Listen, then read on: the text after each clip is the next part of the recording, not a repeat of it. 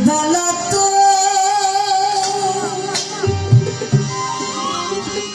এই ঘরে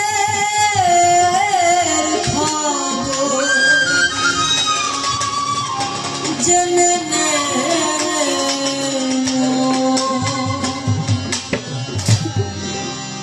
জানার দরকার আছে তুমি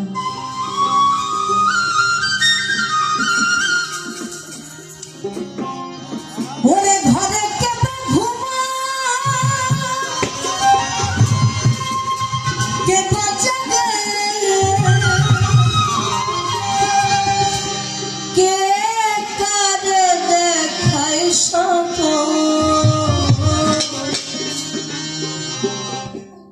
কিরে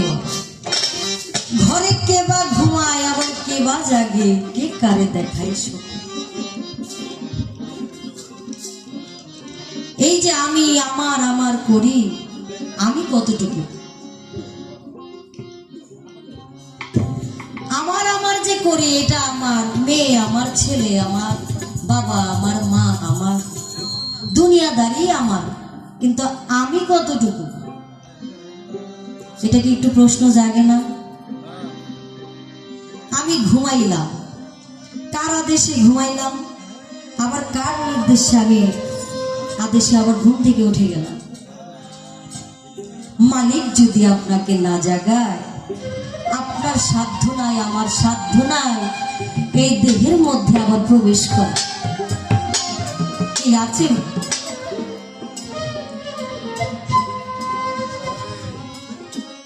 একটা বাংলা ব্যাকরণ বইয়ের মধ্যে পড়েছিলাম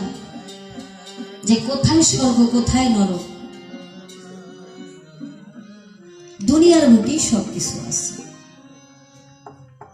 হাসর কিয়ামত সবকিছুই হচ্ছে চারিদিকে হচ্ছে কিন্তু আমরা টের পাই না কারণ আমরা যে এখনো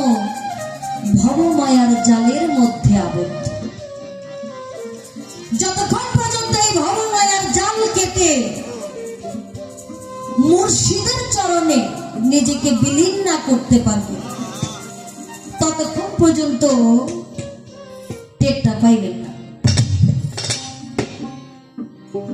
তাহলে আমি কতটুকু এটা মাথায় রাখতে হবে তাই বলেছি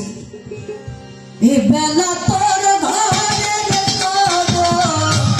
জেনে নে এ বেলা তোর ঘরের খবর জেনে নে ওরে ঘরে কেবা ঘুমায় কেবা জাগে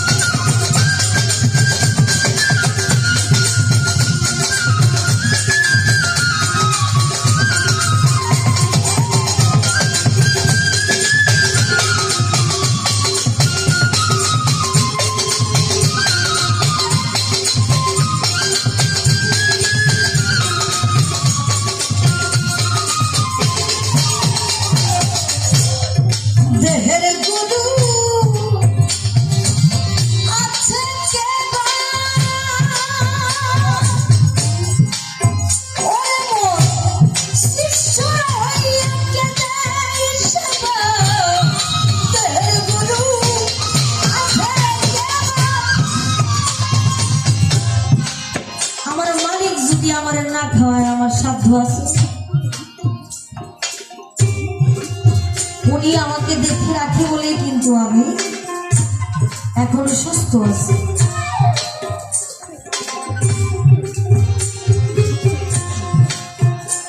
আসলে গানের ভাব বাবা সবসময় উদয় হয় না, স্থান কাল পাত্র বুঝে ভাবের সৃষ্টি হয়।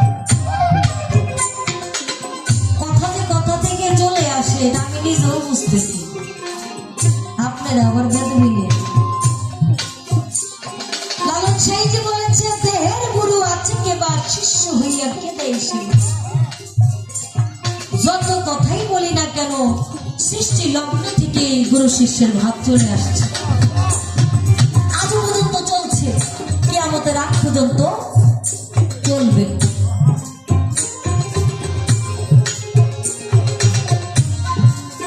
তাই বলেছে দেহের গুরু আছে শিষ্য হইয়া কেঁদে এসে।